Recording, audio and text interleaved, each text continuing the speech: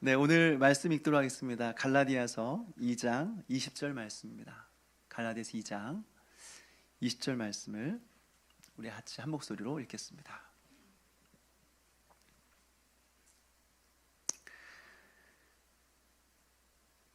같이 읽겠습니다. 시작.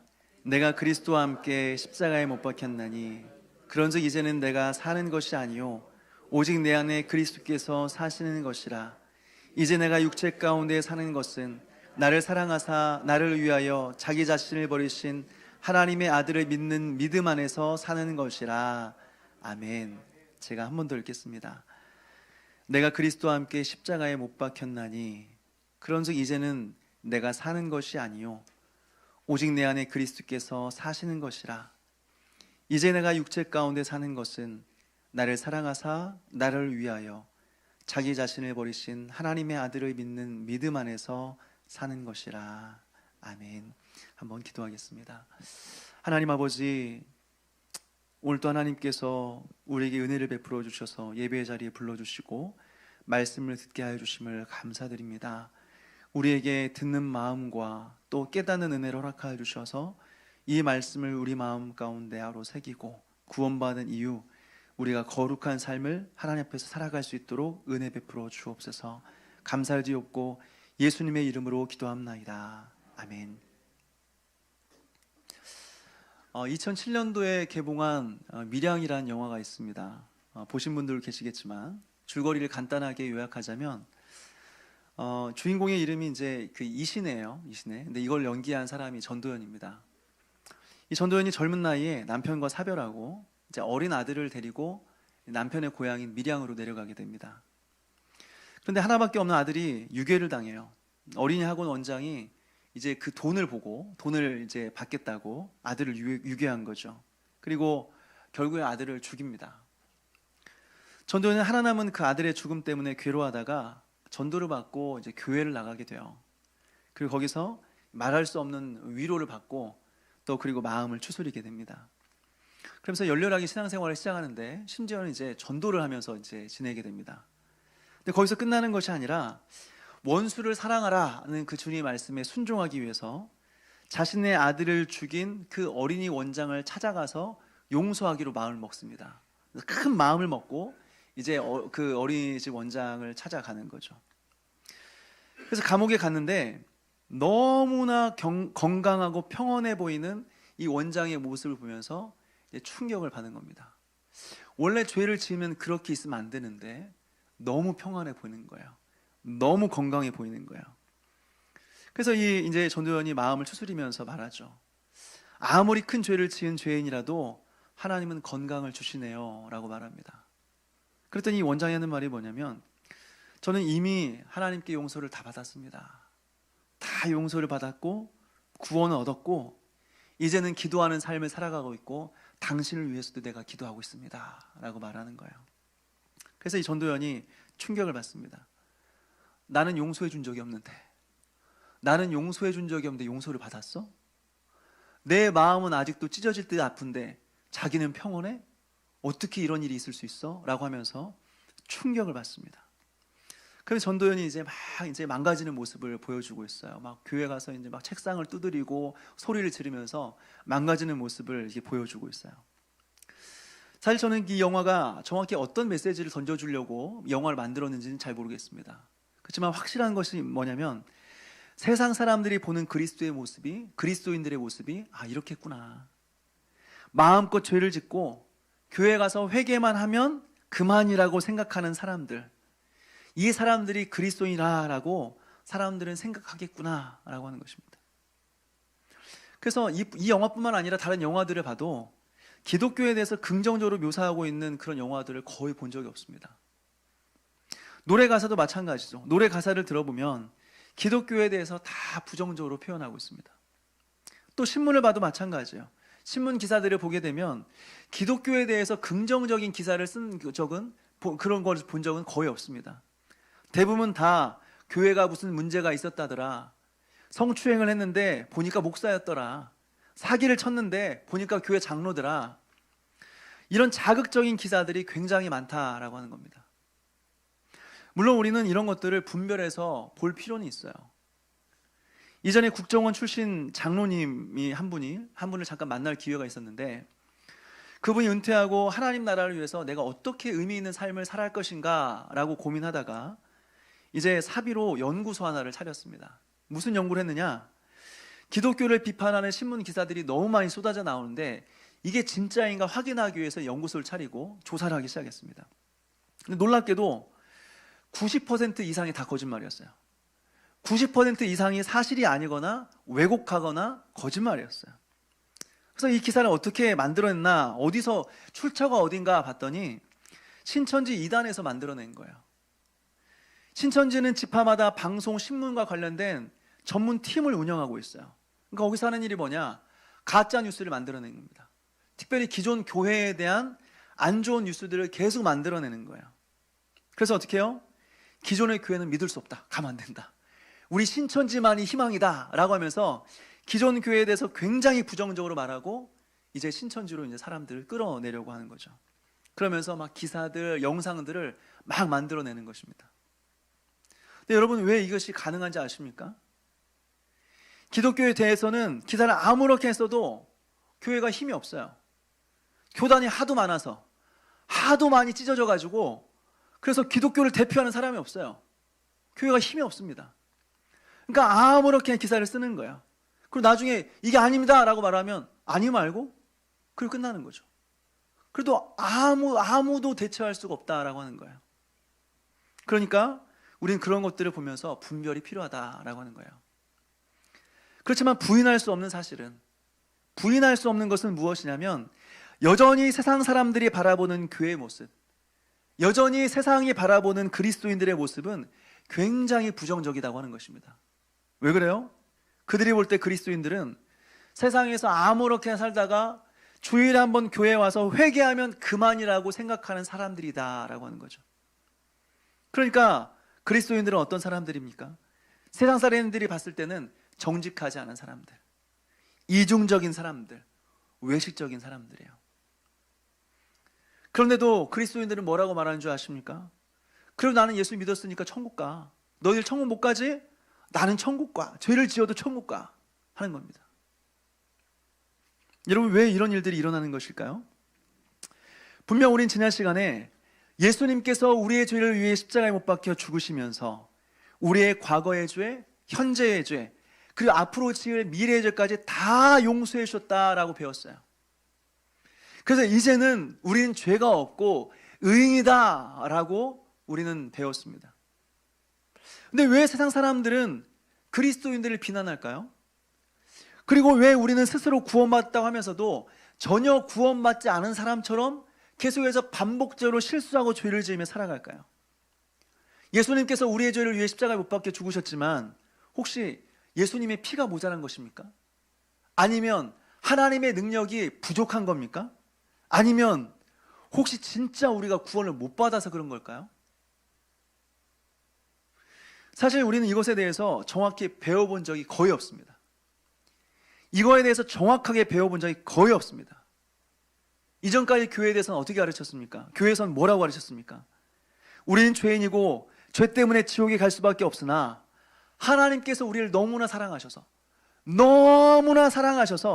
차마 우리를 지옥 보내는 것이 너무 가슴 아프셔서 하나밖에 없는 아들 예수 그리스도를 보내시고 우리의 모든 죄를 위해 십자가에 못 박혀 죽으심으로 우리의 모든 죄를 해결해 주셨다. 그러니까 우리 이제 죄가 없다. 우리는 의인이다. 이제 오늘 죽어도 천국 간다. 끝이에요. 끝. 다음 이야기를 하지 않아요. 예수 믿고 우리 구원받았다. 이제 천국 간다. 끝이에요. 그 다음이 없어요. 왜 그런지 아십니까? 이것은 제 개인적인 생각을 말씀드리는 게 아니라 최근에 신학자들이 이것을 연구했습니다. 왜 이렇게 기독교가 비판을 받을까? 왜 이렇게 교회가 욕먹을까? 연구를 했어요. 그리고 하는 말이 뭐냐면 한국교회 그동안 바울 서신에만 집중했다는 겁니다. 바울 서신이요. 로마서, 갈라디아서, 고린도 전후서, 빌립보서, 이 바울 서신에만 집중했다는 거예요.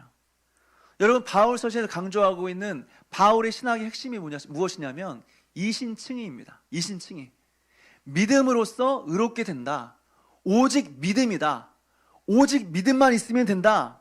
결코 율법을 행함으로 구원에 이를 수 없고 오직 믿음으로만 구원에 이르고 오직 믿음으로만 의롭게 된다라는 이 부분만 강조했던 것입니다. 심지어는 갈라디아서는 뭐라고 말하냐면, 갈라디아서에서는 다른 복음을 전하면, 이거 외에 다른 거 전하면 저주를 받을지어다 라고 말하고 있어요. 그러니까 어떻게 해요? 사람들이 이것을 듣고 율법을 굉장히 부정적으로 생각하게 되는 거죠. 율법을 굉장히 부정적으로 만들어 버렸어요. 그리고 의무나 행함이라는 단어를 입 밖에 꺼내지 못하도록 만들었어요. 열심히 기도해야지, 열심히 예배 나와서 예배 드려야지, 예배 빠지면 안 되지, 신앙생활 잘 해야지. 그러면 하는 말이 뭐냐면, 당신 율법주의자야? 당신 율법주의자냐고 반문하는 것입니다. 그러니까 구원받은 이후의 삶에 대해서는 강조를 못하는 거예요. 오직 믿음에 대해서만, 믿으면 구원받는다, 믿으면 천국 간다, 이 말밖에 못하는 거예요. 그리고 딱 거기까지예요. 딱 거기까지. 그러니까 어떻게 해요? 구원받은 이후의 삶에 대해서는 강조할 수 없는데, 참 아이러니하게도 강조할 수 없으니까 교회에서는 사람들을 모아놓고 성도들에게 사역에 집중하게 만드는 겁니다. 사역이에요. 훈련, 교육, 세미나, 선교라는 이름으로 사람들을 동원시키는 겁니다. 물론 이게 뭐가 나빠요? 좋죠.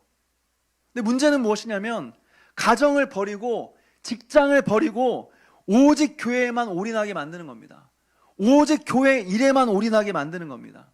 그리고 여기에 다 따라가는 사람만이 진짜 신앙이 좋은 사람, 교회 일에 하나도 안 빠지고 모든 것에 참여하는 사람들, 가정도 버리고 직장도 버리고 오직 교회만 집중하는 사람만이 진짜 믿음 좋은 사람이라고 생각하게 만드는 거죠.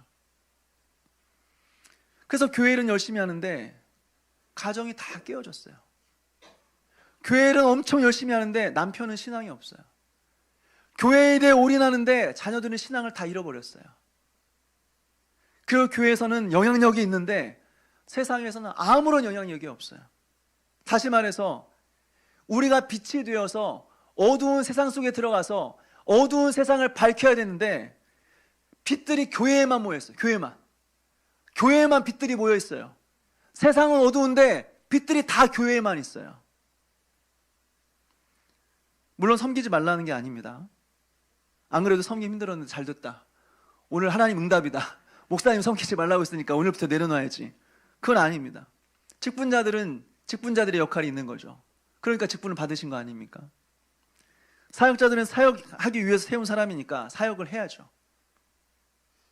그리고 사람들이 모이면 최소한의 섬김이라는 건 있죠. 서로 인사하고 안내하는 그런 섬김들이 당연히 있지 않겠습니까? 제가 말씀드리고자 하는 핵심은 무엇이냐면, 구원받은 이후에 우리의 최우선적인 관심은 사역이 아니라는 것입니다. 구원받은 이후에 우리가 마음을 쏟아야 될 것은 일이 아니라는 겁니다. 그럼 뭐냐? 거룩이라고 하는 거예요. 구원받은 이후에 우리가 가장 애를 써야 되는 것, 구원받은 이후에 우리의 최고의 관심사는 거룩이어야 한다라고 하는 것입니다. 아니 목사님, 이미 우리는 예수님의 보혈로 깨끗해진 사람인데요, 우리 의인인데요, 우리 거룩해졌는데요? 아니에요. 구원받은 이후에 우리의 삶은 거룩이어야 합니다. 그리고 이것이 우리의 최고의 목표여야 되는 것입니다. 오늘 이 부분을 여러분들과 함께 나누려고 합니다. 여러분, 구원받은 신자 안에도 죄가 남아 있습니다. 이것이 오늘 설교의 핵심입니다. 구원받았어도 우리 안에 죄가 남아 있다는 것입니다. 한번 따라해서 볼까요? 구원받은 신자 안에도 남아있는 죄가 있습니다. 한 번 더요. 구원받은 신자 안에도 남아있는 죄가 있습니다. 이것을 오늘 교리적으로 제가 설명을 드리도록 하겠습니다. 예전에 우리는 태어날 때부터 원죄를 가지고 태어난다고 말씀을 드렸습니다. 그 마음이 불편해도 상관이 없어요. 나는 선악과를 따먹본 적도 없는데 왜 내가 죄인이어야 되냐? 나는 동의하지 않는다. 어쩔 수 없어요. 우리는 태어날 때부터 원죄를 가지고 태어납니다. 그리고 이것이 아담의 대표성의 원리 때문이라고 말씀을 드렸어요. 그리고 이 원죄라는 게 뭐냐? 이 원죄는 죄책과 오염이라고 말씀을 드렸습니다. 죄책과 오염을 가리켜서 원죄라고 하는 거예요. 그러면 그 죄책이 뭐냐? 죄책은 죄에 대한 책임입니다. 죄의 결과 받을 형벌을 말하는 거죠. 다시 말해서 죽음입니다. 그 사람들은 태어나면서부터 죽음이라는 것을 가지고 태어나요. 그리고 우리 안에 죽음이 있으니까 우리는 살아가면서 계속해서 죽어가는 것입니다. 살지만 죽음을 향하여 살아가는 것입니다. 또 오염은 무엇을 말하냐면 부패한 마음을 말하는 것입니다. 다시 말해서 우리의 생각하는 것, 느끼는 것, 행동하는 것, 그 행동하려고 하는 모든 의지가 다 오염되어 버렸다라고 하는 거예요. 그래서 생각하는 것마다, 느끼는 것마다, 행동하려는 것마다 다 부패했어요. 전부 다 썩었어요. 그래서 어떻게 해요? 그 오염 때문에 우리는 숨만 쉬어도 다 죄예요. 생각하는 모든 게 다 죄예요. 행하려고 하는 모든 의지가 다 죄예요. 그런데 여러분, 우리가 예수 그리스도를 믿는 순간 어떤 일이 일어났습니까? 예수 그리스도를 믿는 순간 원죄 중에서 하나는 사라지고 하나는 남아있게 됩니다. 잘 들으십시오. 우리가 예수님을 믿는 순간 우리가 원죄를 가지고 태어나는데, 원죄의 문제가 해결되는데 하나는 해결되고 하나는 해결되지 않습니다. 죄책은 사라지고 오염은 남아있게 됩니다. 그러니까 이제 예수님을 믿는 사람들은 죽지 않아요. 예수님을 믿는 사람들은 안 죽어요. 예수님을 믿는 사람은 영원히 살아요. 그런데 우리 안에 부패함은 남아있어요. 그래서 구원받은 신자는 우리 안에 남아있는 그 부패성 때문에 죄를 짓게 된다고 하는 것이죠. 무조건 죄를 짓는 것은 아니에요. 이제 구원받은 신자는 죄를 이기며 싸워 승리할 수 있어요. 그런데 우리 안에 죄를 지을 수 있는 가능성이 남아있어서 구원받은 신자도 죄를 지을 수 있게 된다라고 하는 거죠. 대표적인 예가 바로 출애굽기입니다. 출애굽한 이스라엘 백성들이 를 한번 우리 생각해 봤으면 좋겠어요. 그들은 애굽에서 400년 동안 노예로 살았습니다. 평생을 벽돌 굽고 농사 지으면서 평생을 죽도록 일만 하며 살았습니다. 그런데 어떻게 해요? 출애굽을 했어요. 모세를 따라서 홍해를 건너서 그 지긋지긋한 애굽 생활을 끝내버렸어요. 이제는 신분적으로 노예가 아니에요. 이제 그들은 노예가 아니라 자유자가 되었어요. 그런데 어떻게 해요? 신분은 자유자가 되었는데, 신분은 노예가 아니라 자유자가 되었는데 마음은 계속해서 그 노예 생활을 그리워하는 거예요. 애굽을 계속해서 그리워하는 거예요. 계속해서 애굽에서 먹던 부추, 파, 마늘, 그 고기 국물 먹고 싶어서 그리워하는 거예요. 그러면서 계속 하는 말이 뭐냐면, 우리가 애굽에 있었더라면 그 부추, 파, 마늘, 그 고기 국물 먹으며 지냈을 텐데 이 광야에 오니까 맨날 만나만 먹어. 맨날 만나만. 메뉴가 하나밖에 없어. 40년 동안 맨날 만나만 먹어. 지겨워. 애굽이 그리워. 애굽으로 돌아가고 싶어 하는 거죠. 또 애굽에 있었더라면 우리가 목숨을 유지할 수 있었을 텐데, 우리가 싸운 사람들이 다 거인들이야. 우리는 메뚜기밖에 안 돼. 거인들하고 어떻게 싸워 이겨? 우리 보고 죽으라는 것밖에 안 돼? 죽으라는 말밖에 안 되지 않아? 어디 매장지가 없어서 우리를 여기까지 끌고 왔어. 차라리 애굽에서 죽었으면 좋았을 것을 하면서 죽겠다 하는 거야. 그러니까 이제는 노예가 아닌데, 신분이 바뀌었는데 마음은 계속해서 애굽을 그리워하면서 마음속에 그 노예 근성이 남아있는 거죠. 또 로마서를 보게 되면 바울의 고민이 나옵니다. 바울은 심각하게 지금 고민하고 있는 거예요. 우리 로마서 7장 말씀 한번 찾아서 읽어볼까요? 로마서 7장 21절에서 24절까지의 말씀을 우리 한 목소리로 읽겠습니다. 로마서 7장 21절에서 24절까지의 말씀입니다. 우리 같이 한 목소리로 읽겠습니다. 시작. 그러므로 내가 한 법을 깨달았노니 곧 선을 행하기 원하는 나에게 악이 함께 있는 것이로다. 내 속사람으로는 하나님의 법을 즐거워하되 내 지체 속에서 한 다른 법이 내 마음의 법과 싸워 내 지체 속에 있는 죄의 법으로 나를 사로잡는 것을 보는도다. 오라 나는 곤고한 사람이로다. 이 사망의 몸에서 누가 나를 건져내랴. 아멘. 뭐라고요? 두 마음이 같이 있는 겁니다. 두 마음이. 선을 행하기 원하는 나에게 악이 함께 있구나. 한편으로는 하나님의 뜻대로 살고 싶은 마음과 한편으로는 하나님을 떠나서 내 마음대로 살고 싶은 마음이 서로 내 마음 안에 두 개가 있는 거예요. 근데 보면 둘이 싸우는데 항상 선을 행하기 원하는 마음이 져요. 그래서 죄를 행해요. 이것 때문에 괴롭다는 거예요. 곤고하다는 거예요. 너무 내 인생이 비참하다라고 하는 거예요. 여러분, 이 고백이 바울이 구원받지 못했을 때의 고백입니까? 구원 못 받아서 이런 말 하는 겁니까? 아니에요. 바울이 말하고자 하는 것은 무엇이냐면 선을 행하고자 하는 마음 안에 부패한 마음이 남아 있다는 거예요. 다시 말해서 구원받은 신자 안에 죄가 남아 있다라고 하는 거죠. 이것을 보여주는 거죠. 여러분, 이것을 알아야 됩니다. 이것을 명확하게 알지 못하면요, 우리의 신앙생활은 계속해서 혼란스러울 수밖에 없습니다. 계속 혼란입니다. 지난주에 저의 이야기를 말씀드렸던 것처럼 회개하고 구원받았다고 생각됐는데 죄를 지어요. 그럼 나 구원 안 받았나? 구원 안 받아 또 죄를 짓나? 그러니까 또 막 회개해요. 회개하고 좀 구원받은 것 같아서 이제 감사합니다. 일단 나는 오늘 죽어 천국 갈 수 있습니다. 생각을 했는데 또 죄를 지어요. 구원받은 사람은 죄를 지을 수 없는데 왜 죄를 짓지? 나 구원 안 받았나 보다. 또 회개해요. 평생 죽을 때까지 이거 반복해야 돼요. 계속해서 나의 구원에 대해서 의심하고, 그리고 계속해서 혼란스러운 삶을 살아갈 수밖에 없는 거예요. 그 대부분의 그리스도인들이 이런 혼란 속에 살아가요. 근데 먼저는 우리가 기억해야 될 것은 무엇이냐면, 진짜 구원받은 사람이라고 한다면, 진짜 구원받은 사람이라고 한다면 신자 안에 남아있는 죄가 있다라고 하는 것입니다. 구원받았어도 우리 안에 죄는 있다라는 거예요. 이것을 먼저 기억해야 된다라고 하는 거죠. 그래서 이제부터 우리의 신분은 뭐냐면 이중적인 신분을 갖게 됩니다.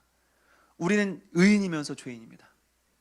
예수님께서 우리의 죄의 문제를 다 해결해 주시기 때문에 그런 면에서 우리는 의인입니다. 그렇지만 동시에 우리 안에 부패한 마음이 남아있기 때문에 동시에 우린 죄인입니다. 그래서 우리는 하나님 앞에 설 때까지 우리는 의인이면서 동시에 죄인이라고 하는 이중적인 신분을 가지고 살아가게 된다라고 하는 거죠. 그런데 여러분, 왜 하나님께서는 신자 안에 이런 죄를 남겨주셨을까요? 아까 말씀드린 것처럼 진짜 하나님 우리의 죄를 깨끗하게 완벽하게 해결할 수 있는 능력이 없어서 그런 것일까요? 아니면 예수님의 흘리신 피가, 그 피가 모자라서 그런 걸까요? 그러면 우리 안에 남아있는 죄를 위해서 예수님께서 다시 십자가에 못 박혀 죽으셔야 되는 것일까요? 아니에요. 우리의 모든 죄를 예수님이 십자가 위에서 다 끝내셨습니다. 앞으로 지을 죄까지, 앞으로 지을 모든 죄까지 십자가 위에서 다 해결하셨어요. 그래서 오늘 내가 죄를 짓는다고 하더라도, 구원받은 이후에 내가 죄를 짓는다고 할지라도, 앞으로 계속해서 죄를 짓는다고 할지라도 그 죄값은 이미 다 치러진 죄입니다. 다 끝난 죄라고요. 다시 예수님께서 십자가에 죽으실 필요가 없다는 말입니다. 그런데 질문은 이것입니다. 그런데 왜 우리의 죄의 문제를 다 해결해 주지 않으셨습니까? 왜 우리 안에 부패성을 남겨주셨습니까? 그래서 왜 우리를 죄 짓게 만드는 겁니까? 하나님의 관심은 우리를 어떻게 해서든지 천국 보내는 게 아니에요. 야, 너 천국 갔으면 좋겠다. 어떻게든 천국 갔으면 좋겠다. 이게 아니에요. 핵심은 하나님과의 관계예요. 죄는 하나님과의 관계가 깨진 것이고, 구원은 하나님과의 관계를 회복한 것입니다. 천국 가봐도 거기 하나님이 없으면 거긴 천국이 아니에요. 핵심은 하나님과의 관계예요. 그러니까 구원받은 이후에도 하나님은 우리가 계속해서 하나님만 바라보고 하나님만 의지하길 바라시는 것이죠. 그래서 죄를 남겨두신 거예요. 그래서 이 죄 때문에 계속 하나님만 의지하도록 만든 거죠. 하나님, 오늘 또 내가 넘어졌네요. 하나님의 그 큰 은혜를 내가 아는데, 하나님의 놀라운 사랑을 내가 아는데 세상이 뭐가 좋다고 내가 또 넘어졌네요. 하나님, 예수님은 자신의 전부를 다 주셨는데, 목숨을 내어 주셨는데 나는 주님께 다 드릴 수가 없네요. 여전히 나는 이기적이고 나는 여전히 나밖에 모르는 사람입니다. 그러면서 힘들다고 하나님 앞에 또 불평하고 또 원망하는 것이 나의 모습입니다. 하나님, 나를 불쌍히 여주세요. 나에게 은혜를 베풀어 주세요. 나에게 힘을 주세요. 날 도와주세요. 그러면서 계속 하나님을 의지하게 하시는 거죠. 이것을 위해서 하나님은 우리 안에 죄를 남겨놓으셨다라고 하는 것입니다. 그렇다면 여러분, 어떻게 우리 안에 죄를 죽일 수 있을까요? 이제 우리의 관심은 다른 것이 아닙니다. 이제 우리의 관심은 하나님 없이 행복하게 살아가는 것이 아닙니다. 이제 우리의 관심은 거룩이에요. 이제 우리의 관심은 우리 안에 있는 죄를 죽이는 거예요. 근데 어떻게 죽일 수 있을까요? 두 가지인데요. 먼저는 자기를 부인하는 것이고, 다음으로 자기 십자가를 지고 주님을 따르는 것입니다. 먼저는 자기를 부인하는 것인데, 자기 부인이 무엇이냐? 우리 갈라디아서 2장 20절, 아까 읽은 말씀을 같이 읽겠습니다. 갈라디아서 2장 20절 말씀입니다. 같이 읽겠습니다. 시작. 내가 그리스도와 함께 십자가에 못 박혔나니 그런즉 이제는 내가 사는 것이 아니요 오직 내 안에 그리스도께서 사시는 것이라. 이제 내가 육체 가운데 사는 것은 나를 사랑하사 나를 위하여 자기 자신을 버리신 하나님의 아들을 믿는 믿음 안에서 사는 것이라. 아멘. 여러분, 자기를 부인한다라고 하는 것, 이 자기 부인의 핵심은 예수님께서 십자가 위에서 죽으실 때 나도 함께 죽었다라고 하는 것입니다. 예수님께서 죽으실 때 나도 함께 죽었다라고 하는 거예요. 그래서 이제는 내가 죄에 대해서, 이 상에 대해서 반응할 수 없게 되었다라고 하는 거예요. 이 사실을 마음에 새기는 겁니다. 이 사실을 마음에 새기고 죄에 대해서 반응하지 않는 삶을 살아가는 것, 이것이 자기 부인이다라고 하는 거예요. 오래전에 TV에서 매우 특별한 사람을 취재하는 프로그램을 본 적이 있습니다. 제가 좀 어렸을 때 이 TV를 봤는데 너무 충격적이어서 지금도 기억합니다. 한 마을에 제보가 들어왔습니다. 어떤 사람이 밤이 되면 밤마다 그 무덤을 파놓고 그 무덤 안으로 들어가는 거예요. 그리고 아침이 되면 그 무덤에서 나오는 거죠. 그러니까 얼마나 신기해요. 그리고 얼마나 주변 사람들이 신경이 쓰입니까? 얼마나 불쾌합니까? 그러니까 도대체 이 사람이 누군지, 어떤 사람인지 모르니까, 궁금하니까 사람들이 이것을 방송국에 이제 제보를 했습니다. 그래서 방송국에서 이 사람이 도대체 무덤 안에서 뭐 하는지 궁금해서 무덤 안에 카메라를 설치해 놨습니다. 그래서 뭐 하나 봤어요. 그랬더니 밤이 되니까 이 사람이 이제 일을 끝내고 소주 한 병과 과자 한 봉지를 들고 무덤 안으로 들어갑니다. 무덤 안으로 들어가 보니까 뭐가 있었냐면 자신의 아내의 시체가 있었습니다. 너무 사랑하는 아내가 죽음을 맞이했는데 이거를 인정할 수가 없는 거예요. 아내가 떠났다는 것을 인정할 수가 없는 거예요. 그래서 거기 들어가서, 밤에 들어가서 아내와 함께 잠을 자고, 그리고 아침에 나오고, 밤에 들어가서 아내와 함께 잠을 자고, 그 옆에 잠을 자고, 그리고 다음날 나오고 그러는 거예요. 근데 이 남자가 하는 말을 제가 잊을 수가 없어요. 들어가서 그 아내를 향하여서 말하는 거죠. 여보, 나 오늘 이런 일이 있었어. 이런 일 때문에 참 힘들었어. 여보, 내가 오늘 누구를 만나서 무슨 일이 있었는데 그것 때문에 너무 힘들었어. 참 힘든 하루를 보냈어. 여보, 당신 오늘 어떻게 보냈어? 어떻게 지냈어? 그러면서 여보 사랑해, 여보 사랑해, 그러면서 잠이 드는 모습을 봤어요. 이것을 보면서 뭔가 설명할 수 없는, 뭔가 이상하지만 정말 설명할 수 없는 그 안타까운 마음이 들더라고요. 그리고 뭔가 설명할 수 없는 슬픔이 밀려오더라고요. 그런데 여러분, 말씀드리고자 하는 것은 남편이 그렇게 사랑하는 마음으로 아내에게 말을 할지라도 아내가 반응할 수 있습니까? 반응할 수 없습니다. 죽은 사람은 반응할 수 없는 거예요. 죽은 사람은 말을 할 수가 없는 거예요. 우리가 그렇다는 것입니다. 우리가 예수 그리스도와 함께 십자가에 못 박혔다고 한다면 이제는 우리가 죄에 대해서, 이 상에 대해서 반응할 수 없다는 것입니다. 이미 우리는 예수와 함께 죽었기 때문에 반응할 수 없다는 거예요. 이것을 마음에 새겨야 된다는 거예요. 그래야 우리 안에 있는 죄를 죽일 수 있다는 것입니다. 우리 안에 있는 꿈틀대는 죄를 우리가 죽일 수 있는 거야. 반응하지 않는 거예요. 너 죽었잖아. 왜 움직이는 거야? 왜 나를 건드는 거야? 너 죽었잖아. 가만히 있어. 그러면서 우린 죄를 죽이게 되는 거죠. 둘째로 자기 십자가를 지는 것입니다. 여러분, 예수님의 십자가 아닙니다. 우린 예수님의 십자가 지는 거 아닙니다. 예수님만이 예수님의 십자가를 지실 수 있는 것이고, 우리는 우리의 십자가를 지는 것입니다. 나의 십자가를 지고 주님을 따를 때 우리는 우리 안에 있는 죄를 죽일 수 있다라고 하는 거죠. 그렇다면 여러분, 자기 십자가를 진다는 것은 어떤 의미일까요? 나의 십자가를 진다는 것은 나는 원치 않는데 주님께서 원하시기 때문에, 나는 힘들지만 우리 주님께서 기뻐하시기 때문에 순종하는 것입니다. 이것이 자기 십자가를 진다는 것이고, 이때 우리 안에 죄는 죽게 되어 있는 것입니다.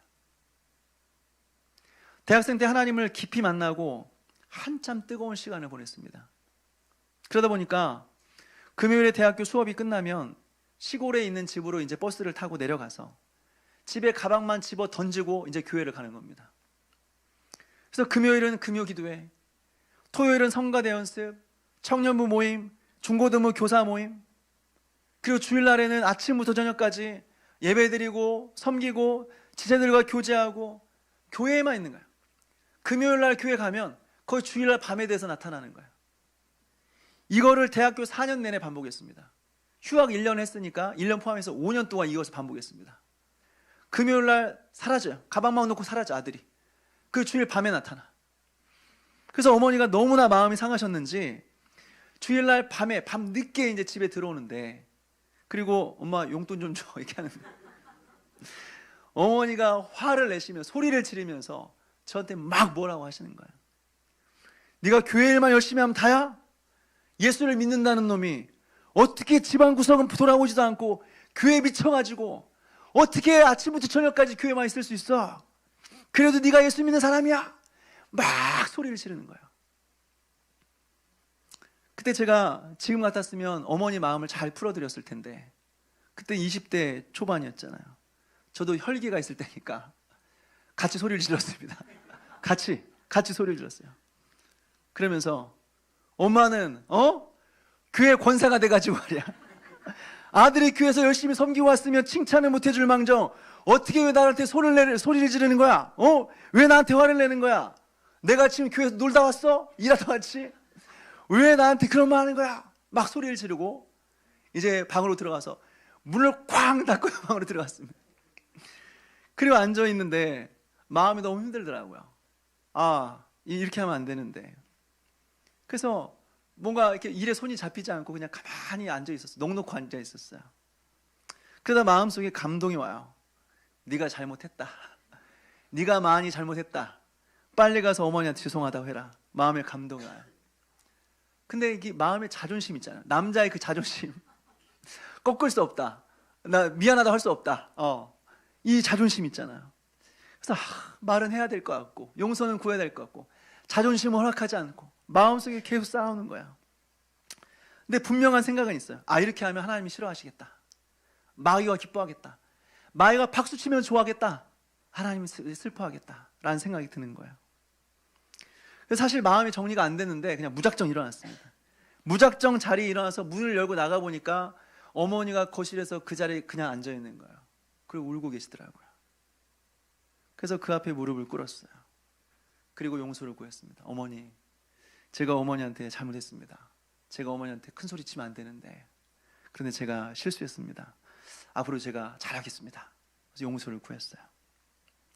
그러면서 이제 어머니한테 대한 그런 기대감이 있는 거죠. 아니다 아들아, 내가 잘못했다. 교회에서 열심히 섬기고 온 너를 내가 기쁘게 맞아줘야 되는데 내가 격려해주지 못해서 참 미안하구나 하면서 안아줄 줄 알았어요. 그런데 그렇게 안 하시더라고요. 네가 잘못했지? 이제서야 깨닫는구나. 잘못했지? 하면서 막 뭐라고 또 하시더라고요. 그런데 여러분, 방으로 돌아오는데 기분이 너무 좋은 거야. 너무 좋아. 마음이 너무 편한 거야. 그러면서 내가 이겼구나. 내가 이겼구나. 저 위를 쳐다보면서 사단아, 나를 지금 보고 있니? 내가 너 이겼다 하면서 들어오는데 너무 기분이 좋은 거예요. 여러분, 이것이 나의 십자가를 지는 것입니다. 나는 원하지 않지만 주님이 원하시기 때문에 순종하는 것입니다. 힘들어도 하나님이 기뻐하신 일이기 때문에 그 길을 걸어가는 것입니다. 이것이 나의 십자가를 지고 걸어가는 거예요. 이 사람 안에 죄는 죽어지는 것입니다. 내가 원치 않은 길이라고 할지라도 주님께서 원하시는 것을 순종함으로 걸어갈 때 우리 안에 죄는 죽게 되는 것입니다. 또 한 가지는 은혜 살림이에요. 우리가 자기를 부인하고 자기 십자가를 지면서 죄를 죽이는 것도 중요하지만 더 중요한 것은 우리가 풍성한 은혜 속에 잠겨 있어야 되는 것입니다. 생각해 보십시오. 우리가 정말 캄캄하고 어두운 방 안으로 들어갔습니다. 아무것도 안 보여요. 아무것도 안 보이는 칠흑 같은 어둠이에요. 여러분, 이 어둠의 문제를 어떻게 해결할 수 있습니까? 어떻게 이 어둠을 물리칠 수 있습니까? 아무리 어둠과 싸워도 안 돼요. 이 어둠을 몰아내는 방법은 딱 한 가지예요. 방에 불 켜면 돼요. 불을 켜면 어둠은 사라지는 것입니다. 마찬가지로 우리 안에 있는 죄를 어떻게 이길 수 있는가? 우리의 마음 안에 은혜로 가득 차면, 우리의 마음에 은혜가 충만하면 죄는 사라지는 것입니다. 우리 안에 있는 욕망, 세상을 향한 사랑은 한순간에 사라져버리는 것입니다. 핵심은 은혜라고 하는 것입니다. 그래서 구원받은 자의 또 다른 관심은 무엇이냐? 내가 어떻게 은혜를 받을 수 있는가? 어떻게 하면 은혜 속에서 머무를 수 있는가? 이것이 우리의 관심이어야 된다라고 하는 거죠. 그럼 여러분, 어떻게 하면 우리가 은혜 안에 머무를 수 있을까요? 잘 기억하십시오. 우리가 날마다 은혜 안에 머무를 수 있는 방법은 평소에 우리가 너무나 당연하다고 생각하는 것들, 우리가 너무나 잘 알고 있는 것, 그리고 뻔하다고 생각했던 것들이에요. 바로 말씀과 기도예요. 말씀과 기도. 우리는 말씀과 기도하면 이야기해요. 그런 거 말고 또 없습니까? 교회 오면 맨날 말씀과 기도래. 맨날 할 말 없으면 말씀과 기도래. 그거 뻔한 거 말고 좀 색다른 거 없습니까? 좀 가슴에 와닿는 뭔가 화끈한 거 없습니까? 라고 말해요. 없습니다, 여러분. 다른 거 없습니다. 다른 거 찾다가 이단 갑니다. 없습니다. 하나님께서 우리에게 허락하신 은혜의 통로는 말씀과 기도밖에 없어요. 이것밖에 없어요. 이걸 놓으면 안 돼요. 그래서 이걸 놓으면 우린 죄를 이길 수 없어요. 이걸 놓는 순간 우리는 거룩한 삶과 아무런 상관없는 삶을 살게 돼 있어요. 그렇다면 우리는 어떻게 기도하고 어떻게 말씀을 가까이 하면 살아가야 할까요? 이 구체적인 방법에 대해서는 제가 나중에 따로 시간을 내서 말씀을 드리겠습니다. 다만 한 가지 기억했으면 좋겠습니다. 어떤 사람은 기도하고 싶어도 기도를 할 줄 몰라요. 30초 기도했는데 더 이상 할 말이 없어요. 뭘 기도해야 될지 모르는 거예요. 또 성경을 읽고 싶은데 아는 게 없어요. 아무리 읽어도 눈에 들어오는 게 없어요. 그러면 여러분 바라는 것은 그냥 기도의 자리에 앉아 있으십시오. 금요 기도에 나와서 그냥 앉아 있으세요. 그래서 뭐라도 몇 마디라도 그냥 따라 하십시오. 성경을 모르면 예배에 와서 말씀이라도 잘 들으십시오. 집중해서 말씀을 들으십시오. 지금 제가 크게 세 가지 방향으로 말씀을 전하고 있습니다. 수요예배 때는 성경을 한 권씩 정해서 강해 설교를 하고 있어요. 지금 사사기 말씀을 전하고 있고, 사사기 말씀이 끝나면 다음엔 신약에서 한 권, 그 다음에는 구약에서 한 권, 이렇게 한 권씩 성경을 설명할 거예요. 그리고 금요예배 때는 철로역정을 살펴보고 있습니다. 철로역정을 통해서 우리가 예수 그리스도를 믿는 순간부터 천국 가는 그날까지 우리가 만나게 될 모든 상황을 지금 살펴보고 있습니다. 또 주일 예배 때는 기독교에 있어서 가장 중요한 주제들을 하나씩 하나씩 정리하고 있어요. 그리고 지금은 우리가 교회를 다녔다고 한다면 귀에 딱지가 얹혀지도록 들었던 복음이라는 것이 도대체 무엇이냐라는 것을 제가 지금 여러 주에 걸쳐서 설명을 드리고 있습니다. 그러니까 수요예배, 금요예배, 주일예배 이 세 가지에 집중했으면 좋겠습니다. 혹시 직장일 때문에 못 나오신다고 한다면 온라인으로라도 유튜브로라도 설교를 들으셨으면 좋겠어요. 그러면 최소한 여러분 지금과는 성경을 보는 눈이 달라질 겁니다. 최소한 지금과는 달라질 겁니다. 그리고 성경이 보이기 시작할 겁니다. 말씀드리고 싶은 것은요, 힘들어도 말씀의 자리에 기도의 자리에 앉아 있으라는 것입니다. 하나님은 그 자리에서 은혜를 주세요. 물론 그 자리에 앉아 있다고 해서 항상 은혜 받는 건 아니죠. 때로는 듣다가, 설교 듣다가, 예배 드리다가 너무 피곤하면 눈을 감기도 하는 거죠. 너무 피곤하면 또 딴 생각할 수도 있는 거죠. 근데 확실한 것은 하나님께서 그 자리에서 은혜를 주신다는 겁니다. 그 자리에서요. 노래방에서 노래 부르다가 은혜 받는 법은 없어요. 놀이공원에서 신나게 놀다가 은혜 받는 법은 없습니다. 말씀의 자리, 기도의 자리에서, 그 자리에서 하나님께서 은혜를 주시는 것입니다. 그러니까 그 자리를 사모해야 돼요. 그 자리를 사수해야 돼요. 우리가 은혜를 받든지 안 받든지 어쨌든 그 자리에 앉아 있어야 되는 거예요. 최소한 그건 해야 돼요. 그리고 그 은혜 때문에 우리는 이제 죄를 죽이며 거룩한 삶을 살아갈 수 있다라고 하는 것이죠. 이제 말씀을 정리합니다. 앞서 말씀드린 것처럼 구원받은 신자 안에도 남아있는 죄는 있습니다. 그래서 이 이후에는, 우리는 구원받은 이후에도 이제 죄를 짓게 되는 것이죠. 그러니까 마음껏 죄를 지어도 괜찮다, 이건 정상적인 일이다, 그건 아니에요. 그럼에도 불구하고 죄를 짓는 것은 정상적인 일이 아닙니다. 결코 자연스러운 일이 아닙니다. 예수님께서 우리의 죄를 위해 십자가에 못 박혀 죽으셨다면 우리는 아무렇지 않게 죄를 지을 수는 없는 겁니다. 그거는 굉장히 부자연스러운 일입니다. 이제 앞으로 우리의 관심사는 뭐냐? 우리 안에 남아있는 죄를 죽여가는 것입니다. 일이 아닙니다. 사역이 아닙니다. 이제 앞으로 우리의 최고의 관심사는 거룩입니다. 우리 안에 있는 죄를 죽여가는 겁니다. 이것을 위해서 우리가 해야 될 일은 무엇이냐? 자기를 부인하는 거예요. 자기 십자가를 지는 거예요. 내가 원치 않는 삶을 살지라도 주님께서 원하신다면 그 길을 걸어가면서 우리 안에 있는 죄를 죽이는 거예요. 그리고 어찌하든지 은혜 받는 자리에 앉아 있는 거예요. 그러면서 그 은혜 안에 머물러서 그 은혜로 날마다 거룩해져 가는 거예요. 이것이 구원받은 이후의 삶이에요. 그렇다면 그 거룩의 최종적인 목표가 무엇이냐? 그래서 결국 우리가 도달하고자 하는 목표가 뭐냐? 예수 그리스도예요. 결국 예수 그리스도를 닮는 거예요. 다시 말해서 우리의 구원의 최종적인 목표는 천국 가는 것이 아니라 예수 그리스도를 닮는 것, 이것이 우리의 최종적인 목표예요.